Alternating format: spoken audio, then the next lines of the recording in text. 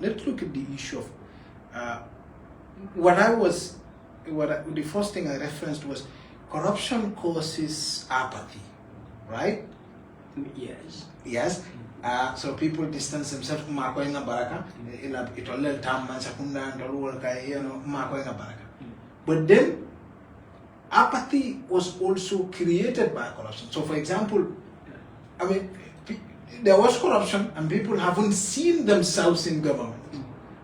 And that is what shapes perhaps the perception that makoinga baraka. Yeah. Because maybe that's in itself was also created by corruption.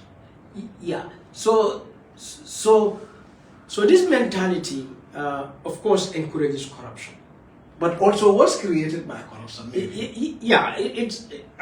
Was created. It's a cause and effect. It's a cause of corruption, because to generate this narrative, makoinga baraka, wherever it comes from, is a corrupt source with a corrupt intent. Yeah. Yes, and a corrupt objective. And so who would also act on it? Because normally when someone says that, you will still have to go to that voter to give a bag of rice. Yes. Here's a bag of rice. Just help me to be there. Baraka. So, I mean, this is obvious. I mean, you hear this all the time to individuals, to communities. All right. But also the corruption creates apathy in the sense that when corruption gets to the level that it is in the Gambia, what it indicates is the absence of accountability. Like you said, politicians don't act without incentive. I'll put it on the other hand, in the reverse, to say without consequences. Public officials, politicians, when they face no consequences for their actions, good or bad, will not do what is desired, what is right. And in the Gambia, there's no consequence, because people have never protested to say, because of corruption, the government should step down, and it happens, like in other countries. Or because of corruption, this minister should be dismissed, and is dismissed. Or because of corruption, we are going to boycott this business, and it is boycotted, and it happens. So there is no consequence. Rather, people that are corrupt, found to be corrupt, certified, get rewarded. Look at the Ghana Commission recommendation. Do you even think maybe that's also still connected to this subject, where they're rewarded because makoinga barakaleng, but that makoinga baraka is rooted in also the idea of the transactional nature of this. So commercialization of political participation, so that when you makoinga baraka, your obligation is to also makoy ni ngasobay. So makoy baraka is a transactional concept. Yes. It's a quid pro quo thing that you see everywhere in the world. Yeah. And if it persists, because there is no consequence for it. And as I was trying to say, because of the lack of consequence, it also generates apathy. But in the citizen. But the same people who should put a price for the political leader to be corrupt are the people who actually conceded to the idea that makoinga baraka and then being makoinga baraka, then attain and makoinga survive. So therefore, the citizen is either a victim of corruption or a criminal or perpetrator of corruption. Or both. Yeah. So, so it's a citizen. Yeah. So which means also the citizen is the problem and the solution for corruption. And so depending on how this corruption persists and is so entrenched, leads to apathy, because then among the citizens you have some people just give up. No, this Gambia, we cannot help it. So these past few days, I've had individuals, no, Madi, I think we should just tell Gambia and share the money. We cannot do anything about it. So that is apathy, and this is why I support anti-corruption voices and movements, because my fear is corruption is going to lead to apathy. People would feel helpless. People would feel powerless. And when that happens, it's more or less happening, but that is dangerous. And this is why if there are pockets of even one voice of anti-corruption, one voice of transparency, accountability, I think we need to embrace that and support that.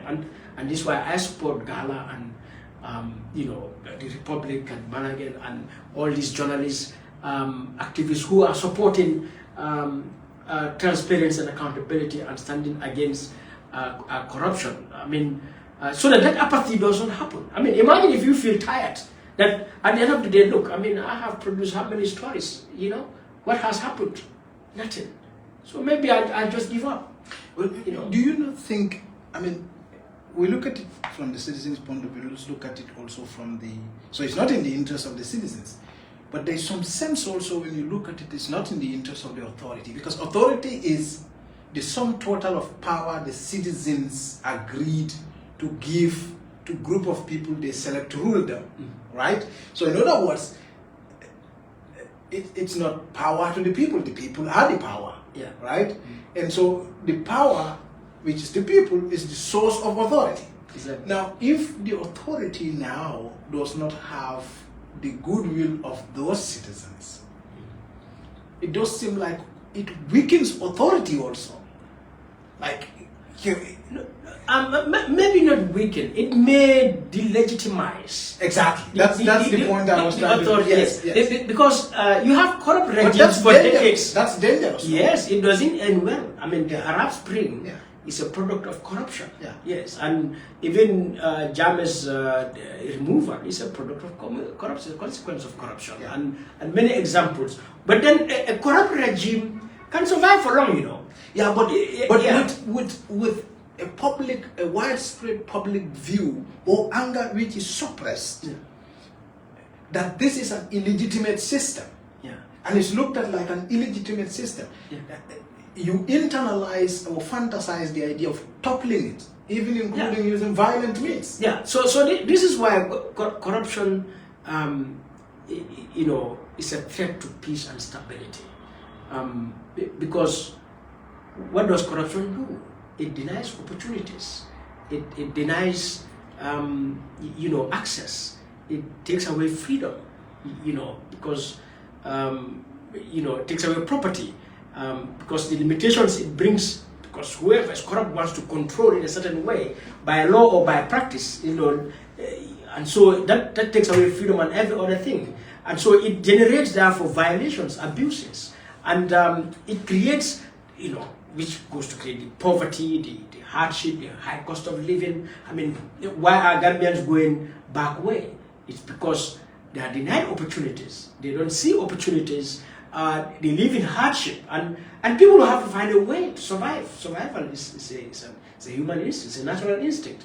But in the long run, what is going to happen? I mean, there will come a time people will take a stand. You know, people will take a stand, and that could be violent. Yes. And so this is why, you know, a country... So it's not in the interest of the authority it's itself not not to fight corruption. So it's not in their interest. It's just so strange, though. Those in authority... Are short-sighted. Short-sighted. You know, would try to deny corruption in any way they can imagine. They would suppress voices for transparency, for accountability, and do everything like, you know, discredit you and you know, label you and everything else, you know. But it's not in their interest in the long run. They'll come to suffer it, even though the whole of society may also come to suffer it, because if it turns out into a certain kind of violence or conflict, it consumes so many people, you know. And the examples are too many. I mean, in Africa, in West Africa alone, in our neighborhood, you know, the effect of corruption on peace and stability, on conflict. I mean, I think that is what we've ever been dealing with, because we've always had corrupt regimes. The reason why we have military coups is the reason why we would have civil wars or armed insurrections. But it's the reason why, I mean, crime is all over the place, drugs abuse is all over the place. I mean, even in terms of our good neighborliness is affected by corruption, because, you know, people sit at home with anger, you know, hunger is there, basic, you know, services, you are not able to achieve it, and we vent out our anger on each other. You drive around the road, a vehicle splash water on you.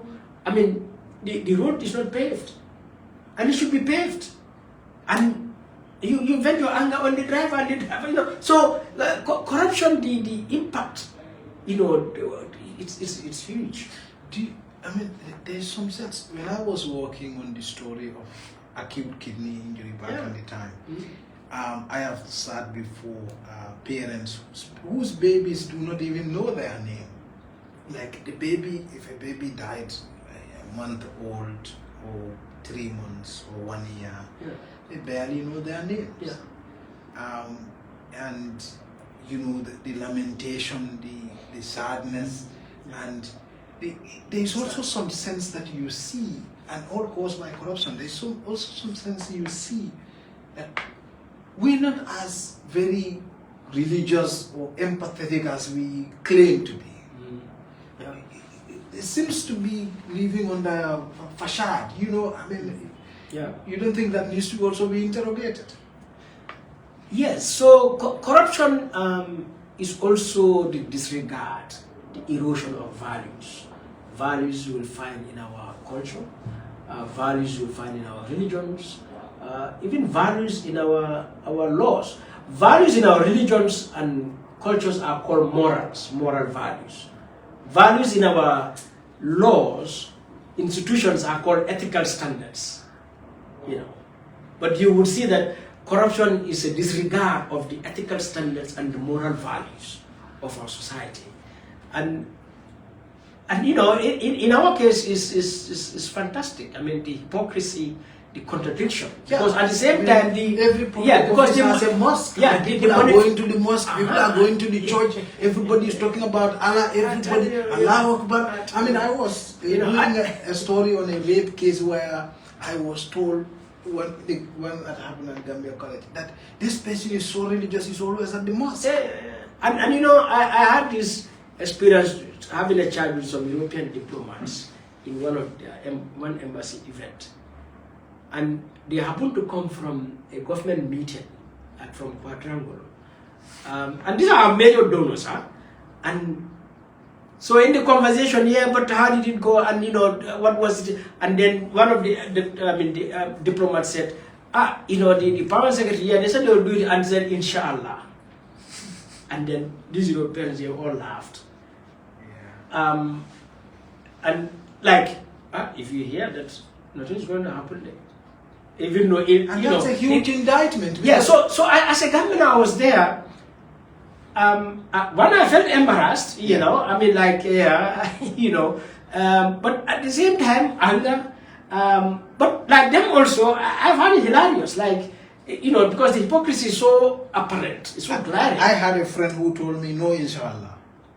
I mean, we were going to have a field trip back in 2021, going somewhere and we were at Attaya Cafe at that time, and I was going home, and she told me, she's a French national, she told me, we're going, and I said, inshallah. She said, no, inshallah.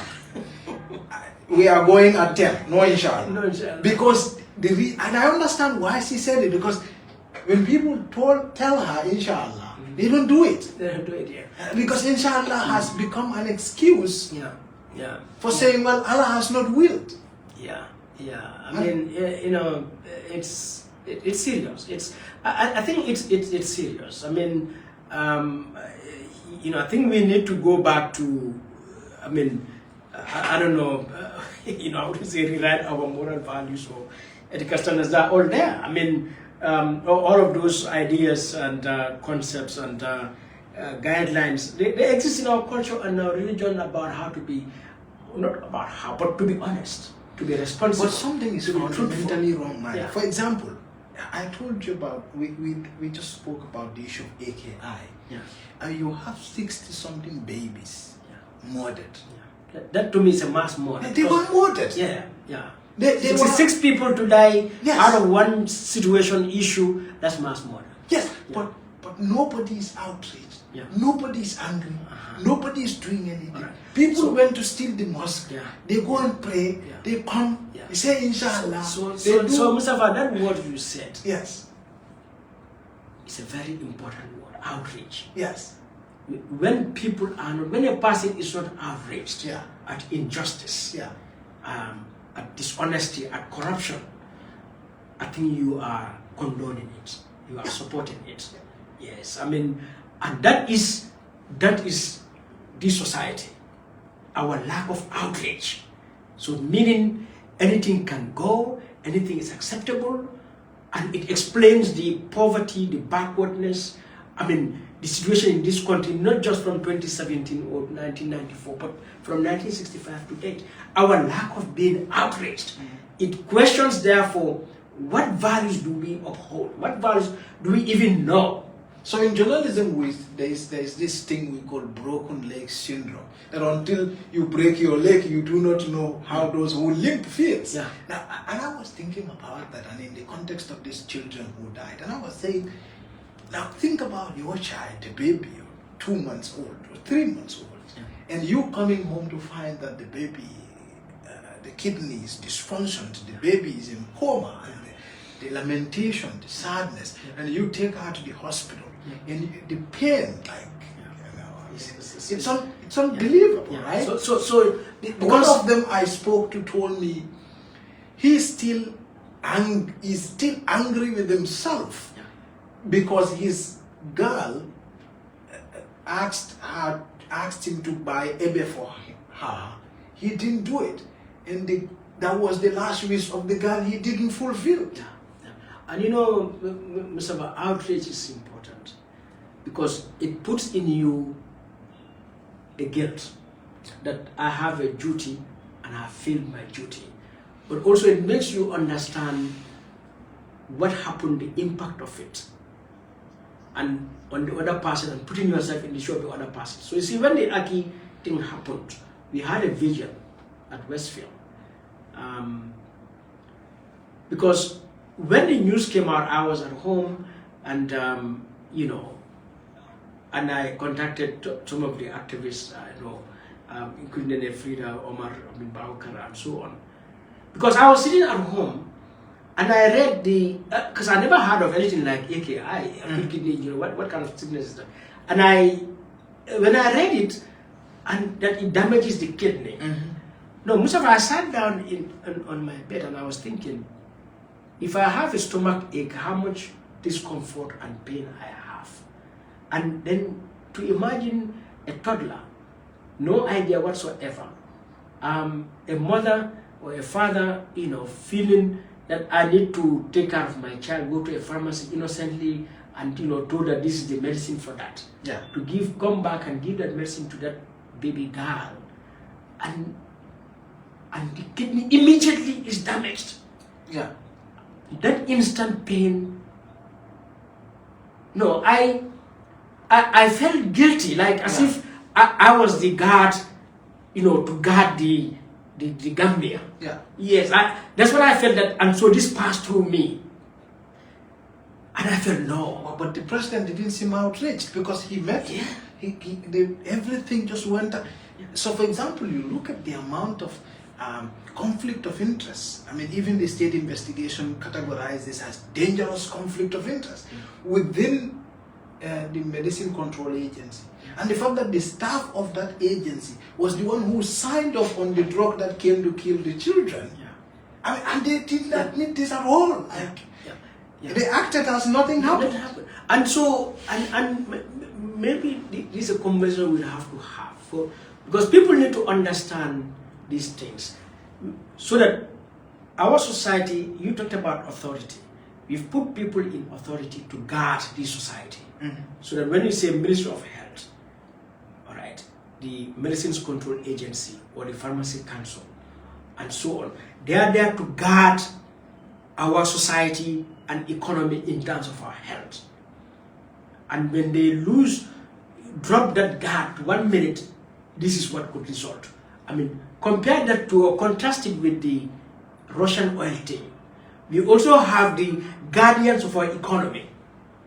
All right, Central Bank, Ministry of Finance, Ministry of Petroleum, all right, the FIU, the police, all right, and so on. They are the guardians of our economy, so that what comes in and goes out, or you know, operates in our economy, is in the best interest for our economy and our citizens. And all of a sudden, some people appear outside of Banjul in the waters with oil, enter it in the country, use those same institutions, do, $30 million worth of oil, business trade it, fail to pay tax, and take out their money and leave. Yeah. And the guardians of our economy are all standing. So when you understand this, and the central bank only visited the banks concerned 1 year later. Yeah. So citizens need to understand where institutions stand. When we say a republic, when we say a government, when we say a country, on what pillars, on what boundaries does it stand in terms of what institutions and officials are there and for what purpose? So that things don't happen for free. And, a simple, letting down the guard is a cost of life. Yes, it's a cost of the future of a people. It's a cost of, denied somebody education, denied somebody opportunity, the $20 million these Russians should have paid in tax. That tax money is going to our health, to our education, to our roads, to our electricity. So the failure to pay that 20 million, meaning you are threatening our health. Yeah, so that's the impact of corruption on revenue. So, and then we are not outraged. And what is more scandalous is to have he who bears primary responsibility for the guardian, the guardian of that economy as head of state. The actual thing, the president made a statement that this number of deaths is not as something like high or as previous years, something like that. Equated to normal child mortality. Yeah. That 66 dying at once. Which is strange because child mortality, you're talking about an incident, and you use the incident and box it within the broader. Yeah.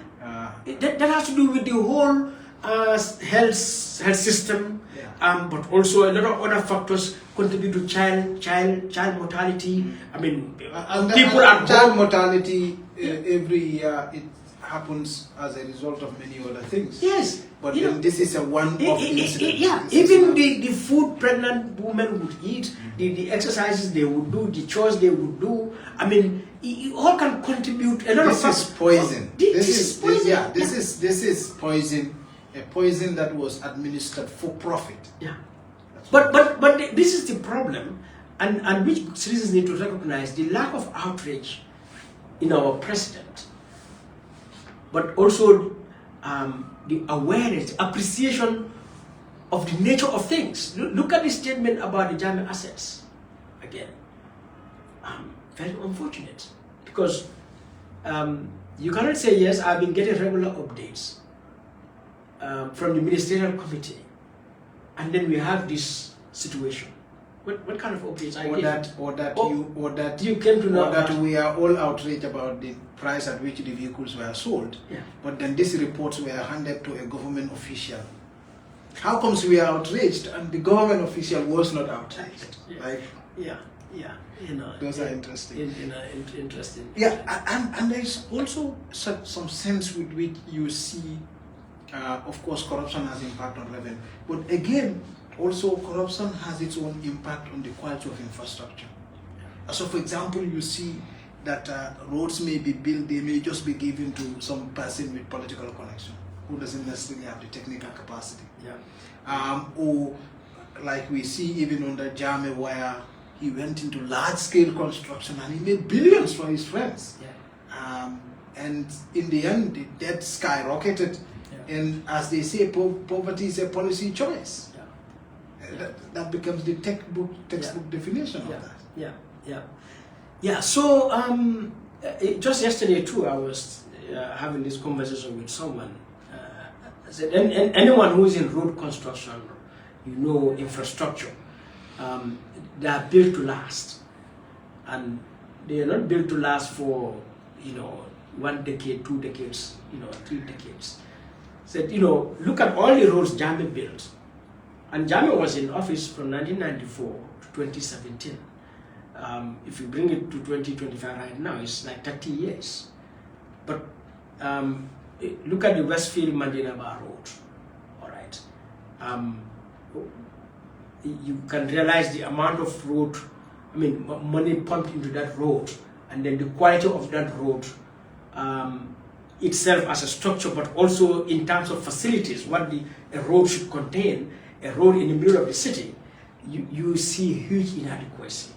And then I said, look across all the roads Jammeh built. I mean, from Bara to Underline, the Congo Coastal Road, I mean, the rundown, the dilapidation of, within a space of, 30 years to the maximum, and it is not even up to that. So it raises the question in terms of really quality assurance.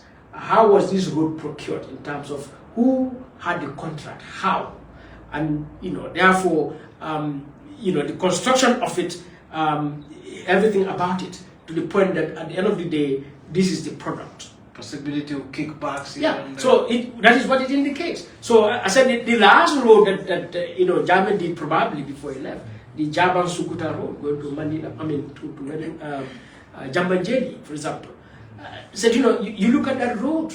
I mean, in terms of what a road should contain, in terms of facilities, I mean structure, I mean the quality and everything else. So you have this road there, and it is running down. And this road was opened about 10 years ago now, or 9 years ago now. It's a brand new road. I mean, you build a road, you open it in this time. You don't even have traffic lights or street lights on that road. Not to mention the road's lack of connection to the surrounding community to better facilitate movement and everything else. And of course, the lack of drainage and the cost of that on residents, when it rains and so on. So, and this is, on the other hand, making the Gambia highly indebted. All right? Because this money is either taken from our coffers, our local funds, therefore denying services in many other areas, or taken as loans, which we are going to pay back if you look at the percentage of our budget that goes to loan servicing. So it means, you are taking one step forward, because you can say, okay, this is infrastructure. Certainly, we need infrastructure, we need roads, we need schools, we need bridges and so on. But at the same time, you are, putting, because not in terms of the debt alone, but the fact that this road, you come back to maintain it, to repair it. That is costing itself, which if you do not, the inconvenience is causing people. So, I was just raising that yesterday and speaking about the airport, for example. I told them, the airport was built around, I think, late 90s for $10 million, if I could recall. Only for a few years ago to be renovated for $14 million. Yeah. And, within a space of 20 years, we were told it was flooding, we were told there were electricity problems, and all of that. All highlighting the impact of corruption. So that when you come to the present dispensation, you see this trend, and a dangerous trend. I mean, like, you take the battle-hardened highway, the amount of money put there. But to conceive this road, what should it do for our economy, for our society, all right, for our quality of life in this country? Because a road is not just economic. A road is also social, it is also cultural. I've seen streets, avenues, boulevards in certain countries. They're not just infrastructure, they're political, because of the political events that take around them. They're also cultural, restaurants, bars, sidewalks, statues, all on those roads, all adding to the cultural, social, life of that society, but structured in such a way that the road feeds into all the surroundings, so that in terms of movement, mobility, as individuals, especially individuals with disabilities, but also for the proliferation of business and the sustenance of business, simply because the road is structured in such a way that it enables all of those things. So that when you look at the battle-hardened highway from that perspective, you realize that it is very short on its contribution to the social, cultural, political, business, and infrastructural life of this country, with so much money that has been spent on it. I think the first and second phase was 88. 88 million, yeah, dollars. Yeah, and then a so-called third phase now is $30 million. 40 million. Well, which I think the Gambia report 13 million, but the IDB, I checked their website, they are saying 40 million, and this is way back in in December 2024. So all of this, when you understand Banjul Road was 2 billion. Was $40 million. Yeah. So somewhere around between 35 to 40. Yeah, and then as I was saying, the drainages, they were removing caps and replacing new caps. Yeah. And even the sewage, they're still pumping waste into the sea. Yeah. It's around 40 meters into the sea. Yeah. It should be more than that. Yeah. So when you look at, but worse, they are not even treating it. So Banjul, they're pouring raw sewage into the water. It's not been treated. Yeah. That's scandalous. Yeah. I don't know what any just right next to Gambia High. Gambia School. Yeah. It's not a treatment facility. Most people think they are treating water. Yeah. They're not treating. They are pumping. Yeah. It's a pumping station. All because of the corruption. So that you look at the Banjul roads, the amount of money pumping there. As I was saying, I hope people will look at roads from a social perspective, from a cultural perspective, from an environmental perspective, like this battle-hardened highway or OIC road, I don't know which name stands now. You put no vegetation there whatsoever. Like in 2025, who would It's the OIC highway or OIC road now. Well, it was renamed OIC. OIC, okay. So, no vegetation, but like Banjul as a city, those Banjul roads, the Banjul road streets, as a whole, should have had some aesthetic, a beautification as befits a city, especially the capital city. But you look at it, this is bare concrete. Concrete generates heat. Yeah. So you are even undermining the health. The Germans were impressed, according to Barrow. Yes, of course. But all of these are just highlighting the impact, the death of corruption in this country, and for something that we are going to pay a price. We are already paying a price, but continuously into the future. So we are cheating future generations because of corruption. Exactly. Because the public debt is increasing, and the productivity of our economy is not increasing, it's going back because all the things we were producing back then, even agricultural sector, all these issues. So it seems like it's a huge consequence to deal with. But then, the issue of, this is already too long, but the issue of service delivery, what do we do now? If you talk about the solutions, because for example, one of the things that government tells you is that there are laws. Or we have Public Procurement Act, we have national audit, national audit office, and all these things. So they talk about structures that are already in place, but those structures have always been here, no? Yeah. So I hear they say these things, but for example, every government will be building roads and schools and hospitals. Even in America, they are building roads today. I was in the Netherlands, and one of the things that amazed me is the network of roads. But still, I see them building roads. So Gambia will build roads. In Somalia, they are still building roads. All right, schools, hospitals.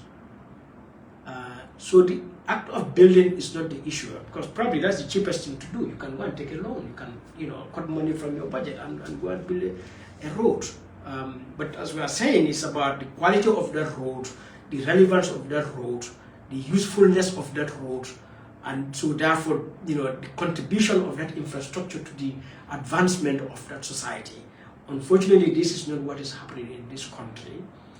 And so the institutions are there, The laws are there, but having no effect, you know.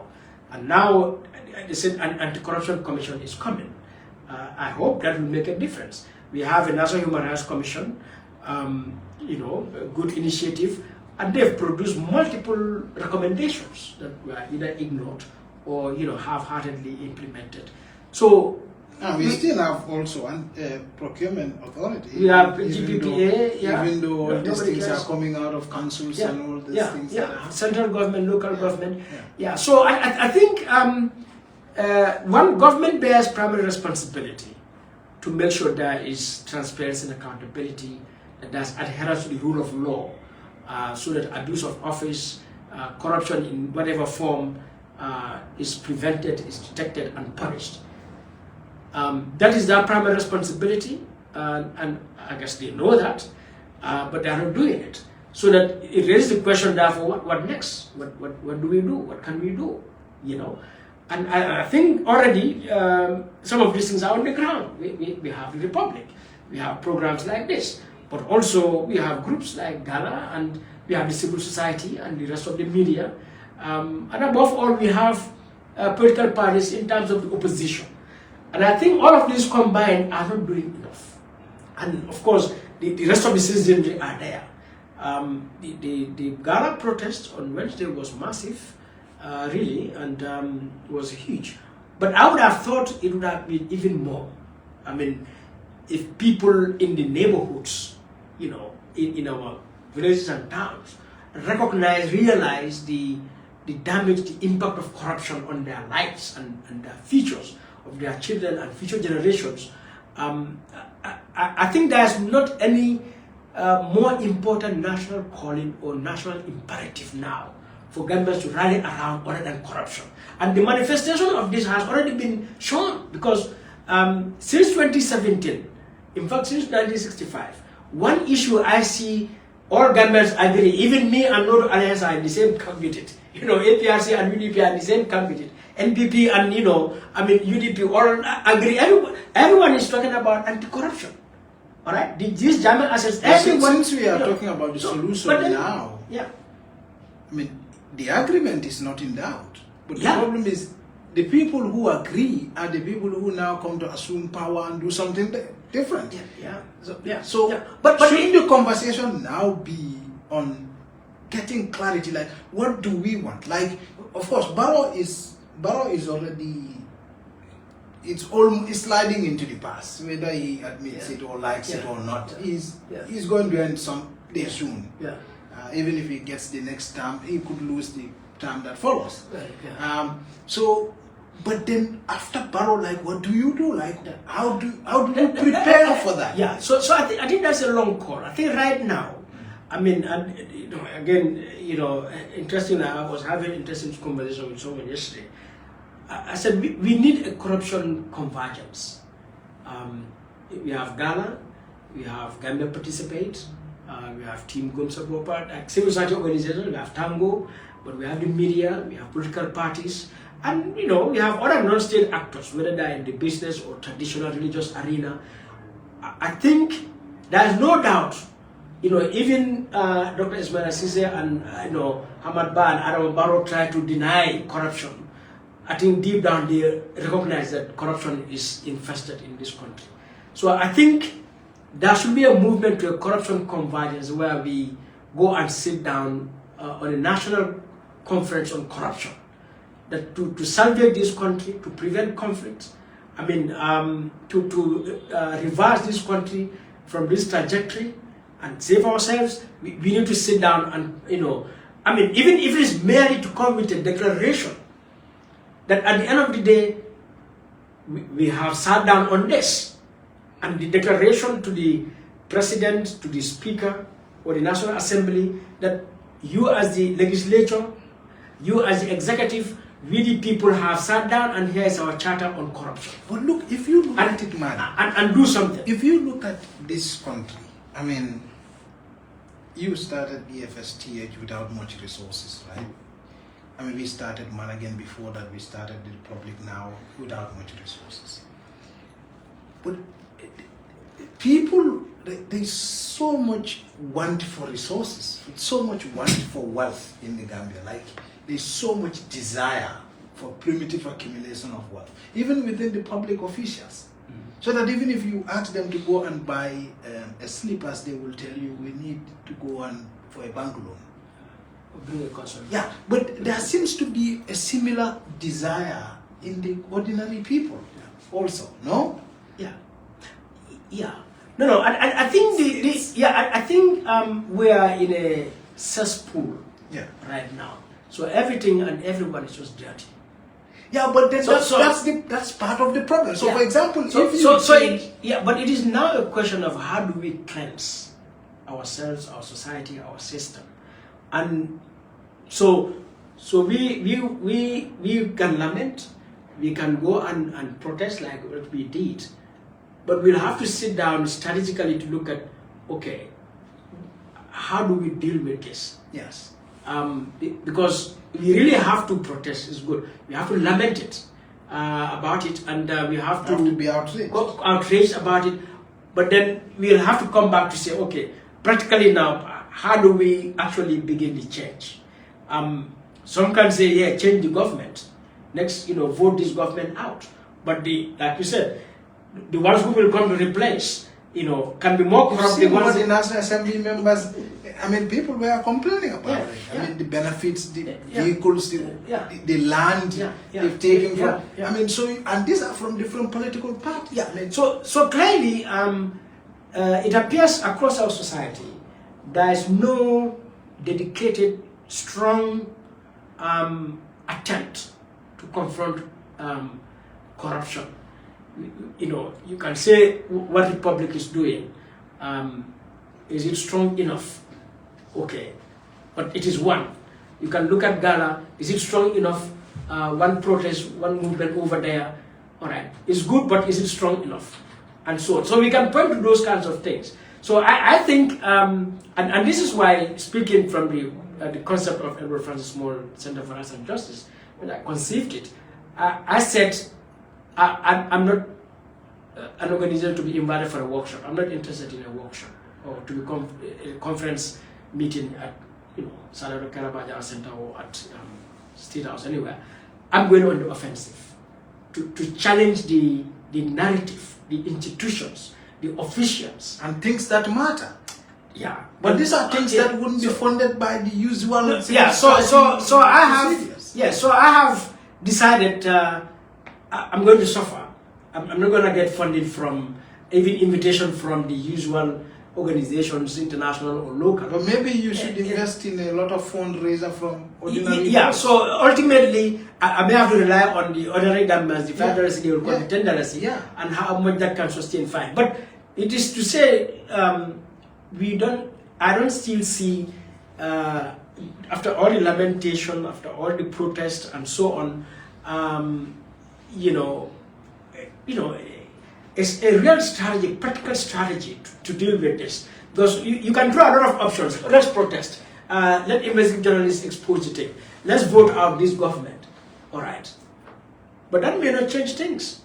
Because, So, maybe those anti-corruption voices, those accountability workers' organizations, need to say, how can we have a convergence, which would be one of the actions anyway. Can we have a convergence of all stakeholders so that we all come to a common understanding? The understanding is there, but to put it in a formal way, that we, the people of the Gambia, recognizing, the prevalence of corruption and the threats of corruption to our life and, the stability of this country and so on, hereby agree on these steps for the president to take, for parliament to take, for political parties to take, for journalists to take, for the men and women and the use of stop greed. Because greed is the issue. Yeah, like, but that may having $10 but that may still wanting. Yeah, but that may require not just, and sometimes some of these things, when you read the Jammeh Commission or the TRRC report, you would see certain recommendations relating to socio-cultural issues, value issues. All right. So this charter may also include an element about how do we go back to our values, our moral values. So I'm saying all of this to say we've lost it for a long time, this country. We've been drifting away. But that's a long time, it's 6 decades. Yeah. So 6 decades is a long time to learn a habit. Absolutely. So, and to change that habit, you know, to change that habit is not easy there. And should we... But it has to start. Should we begin to have a checklist, sort of an integrity checklist for leaders? Like, sort of say, if you are a leader of a political party, this is what you must fulfill. Like, certain checklists. And you know, in the 2020 draft, yeah, the integrity and the clause or chapter yes. has been removed, you know, and in the Barrow papers. But so I don't think Barrow would like the document to be called Barrow papers. I think he so badly wanted it to pass so that. Well, I mean, for me, that's the only name I can put it. But the thing is, this convergence I'm talking about, I think these are all issues that should emerge. And to remind ourselves, I mean, because sometimes, you know, Mustapha, when you talk about these things, you get exhausted. Yeah. Because everything you say, in one sense, in another sense, it is meaningless. Because who is not a Muslim or Christian in this country? Yeah. Who is not a Mandinka or Fula Jolasa in this country? Yeah. And what does our values, I mean, our culture, values are against so that at the end of the day, it is meaningless for me to tell you, Mustapha, be truthful. Yes. Because you know that. It should come naturally. It should come naturally. I mean, who should tell the president, I mean, be law abiding? Yes. It should be natural because the whole concept of our constitution is the rule of law. Essentially, he's sure to be. That is the order of office. Yes. Yes, to be law abiding, to apply the rule of law. Yes. So when you talk about it sometimes, it's like it's meaningless because what really can you say that we don't know also? But then finally, I mean, we've been here for a long time. I mean, I'm familiar with the idea of an underperforming queen in a beehive. So if the queen is not performing its egg-laying functions, there is no lot of bee. There is no lot of honey, and the honey quality is low. And that seems to be the case in the issue of state. If the president is not doing his job, there is no way the hive would perform well. No. And that seems to be the case in fight against corruption. Yeah. And in the beehive scenario, there is no solution to that except replacing the queen. Yeah. And in the state solution, there seems to be also no solution to that except replacing the president. Yeah, but then you will also realize there's a little bit of contrast between the president and the bee. Yes. And that analogy. Yeah. Because if you change the queen bee, Yes. the rest of the bees, the system they are attuned to is efficiency, Yes. effectiveness. They will perform. Yes. But in our human society, if we change the president, Yes. the rest of the members of the society, they are not necessarily attuned to efficiency and honesty, so they'll corrupt the They are not like the bees. They are not like the bees. So They will make the new bee learn how to underperform. Exactly, because I mean, I hate talking anything positive about Jammeh. I mean, for me, anyone who takes human life, really. But what may I say? Maybe Jammeh had some good intention on 22nd July 2024. Yeah. I remember the press conference he had in September. I mean, at State House on the 25th July 1994. We were there. Yeah. He said, "Criticize me. We are not here to bring dictatorship. Criticize me if you go wrong." Yeah. Yes. Maybe at that moment, that day, Monday, it was a Monday at State House. Maybe that Jammeh really wanted to bring good. But then all of a sudden we can see the transformation of maybe Jammeh. that Jammeh also was in, that's why we talked about clarity earlier. That Jammeh doesn't have clarity as to, he saw in Jawara his model of manhood. He was not necessarily against Jawara or what the system represented.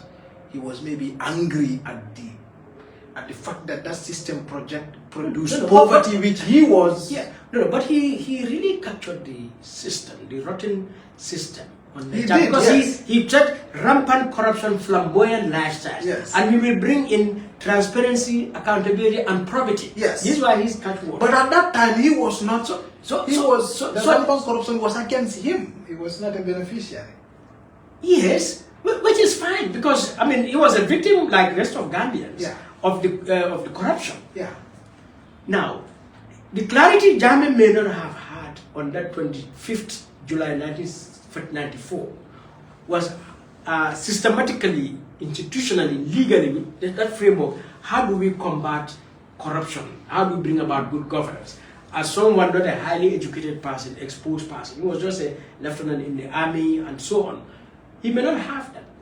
So that what he needed were officials at State House, the rest of government, the intellectuals, technocrats, to having bought his idea of transparency, accountability, probity, and knowing these things, the lawyers that came to eventually create all the decrees and the laws and so to guide, him towards that path. So I think, by design or default, Jammeh drifted away from that path at one point, and the rest is history now. So that when you come to Barrow, I would say 19 January 2017 in Dhaka when he took that oath. I think that Barrow, not knowing everything about all the laws and everything else, but in his heart, that Barrow wants to see a new Gambia. Yeah. Now, when he left Dakar, then what happened? So when he left that Dakar to come to the Gambia, so that when we talk about changing the president, and looking at the beehive and human society analogy, but you are talking as though the queen changing the hive. It's not that the queen is a clean heart, and when the queen comes into the beehive, then the queen changes. No, or the hive changes the queen. It doesn't. So the queen was good, laying eggs. Yeah. At one time, defaulted. Yes.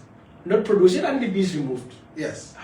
Yes. And if a new queen is brought in, the queens are receiving this new queen with that level of efficiency and commitment to the hive, to the building of the hive. Yes. And so long as that queen, they could not have corrupted her. She will perform her egg-laying function, and the hive will thrive. Yeah. We had a queen here as Jammeh, laid the eggs and polluted the whole hive. That wasn't doing well. Yeah, and we replaced him with Barrow. And was Barrow efficient or not? We don't know. But then he also found in us, unfortunately, in terms of fighting corruption, he is not efficient. But then over the period, because Barrow has a cabinet, because and this is why enablers matter. And I remember when we raised the issue about Tangara's Commonwealth issue and enablers, and because people, when we say the dictatorship, they only think of enablers in terms of the junglers. But you talk about the infrastructure of corruption, but there's also the infrastructure of power. How does power situate? How does power stand? So that you can have a president and he says the most powerful person, all right? But there's a whole set of institutions and individuals in different roles that sustain this power. So you think Barrow was trapped in the bubble, as in trapped in the trappings of power?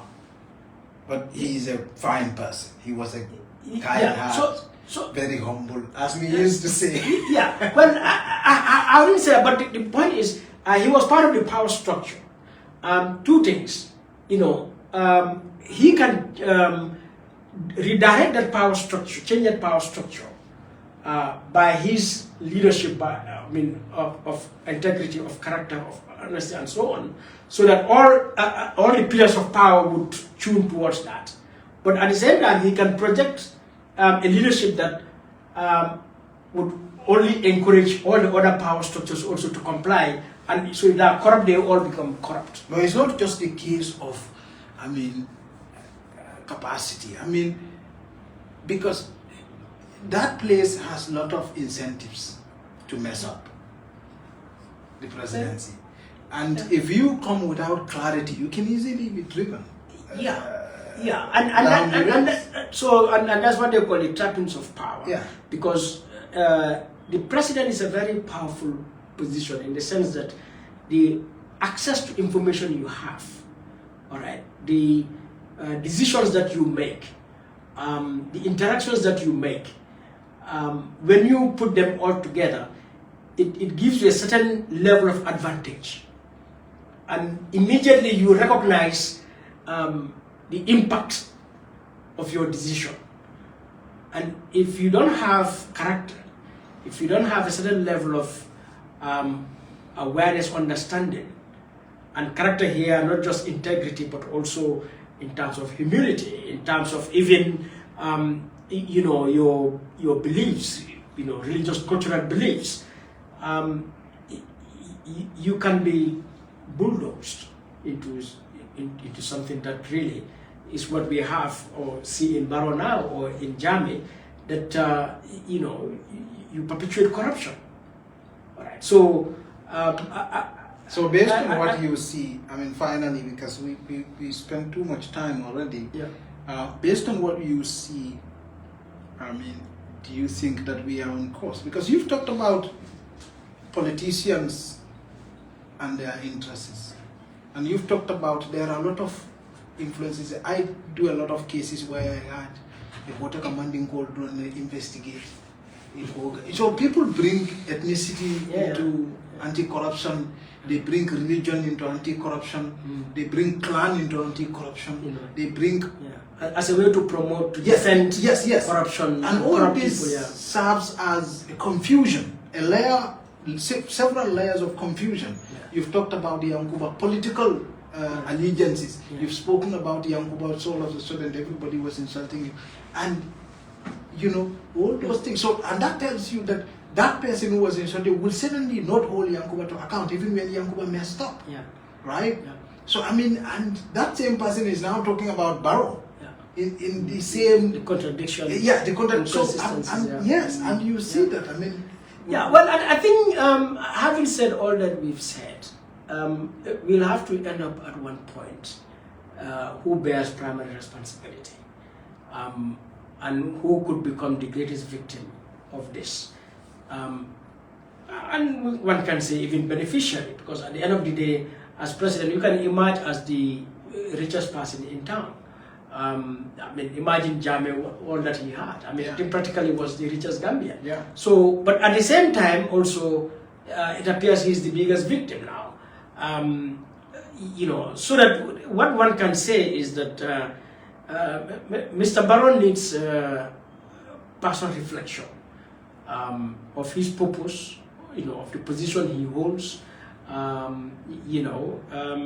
so in all his decisions, his interactions, and so on, to recognize what are his foremost responsibilities to this country, bearing in mind that you are a citizen of this country. And these things, they are evident, because this is not your opinion or my opinion. These are official documents, official inquiries that have exposed all these, incidents of corruption. And so ultimately, he bears primary responsibility to cleanse his government. And that is not... I just read in the news that Ismaila said there is no... corruption. Barrow is the most... Transparent? Yeah. And committed? Against in fighting corruption. But I actually didn't read the story, but I didn't know what he was measuring it against. Yeah, well, I think like Barrow, Ismaila, but every other cabinet member, if you look at the constitution, they are primary responsibility. They have a collective responsibility in the management of the Gambia. So that ultimately, when we say Barrow is corrupt, the government is corrupt, every other minister bears responsibility for it, for being a cabinet member. So that's the leadership. And I think, as I said, if we have to end this conversation, it would have to be to say that Barrow must recognize his primary responsibility, and which would go for the cabinet as a body, because where are these corruption cases coming from? They're coming from ministries, departments, agencies. These are all executive institutions under the members of the cabinet. Yes, and so all of them need to think deeply, because at the end of the day, you know, there will be consequences sooner or later. Yes, I mean, sooner or later there will be consequences, and so you know, so the onus is on them to see how do they want to deal with this, how do they want to end with this, and you know. But the fact is, corruption is, as we speak now, uncontrolled in this country, is widespread, is encouraged and rewarded by the president. For me, that is my conclusion, honestly. All right, thank you so much for being here with us. Guys, this is the end of this conversation. We will have another conversation next week with another individual, most likely on the subject of corruption, because that's the subject of the time. Thank you. Have a